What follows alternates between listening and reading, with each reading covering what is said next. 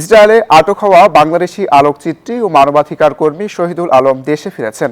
ভোর ৫টার দিকে তাকে বহনকারী বিমানটি হজরত শাহজালাল আন্তর্জাতিক বিমানবন্দরে অবতরণ করে। পরে গণমাধ্যম কর্মীদের সঙ্গে আলাপকালে তিনি বলেন, যতক্ষণ পর্যন্ত ফিলিস্তিন মুক্ত না হবে ততক্ষণ পর্যন্ত আমাদের সংগ্রাম চালিয়ে যেতে হবে।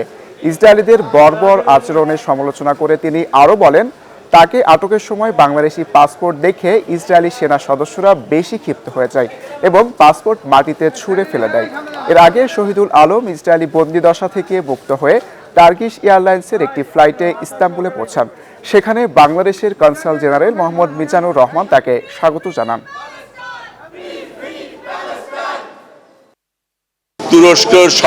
তুরস্ক এয়ারলাইন্স আমাদের আসার ব্যবস্থা করে দিয়েছে, তাদের কাছে ধন্যবাদ জানাই। আমাদের দেশের সরকার যেভাবে সাড়া দিয়েছেন, আমাকে ওইখানে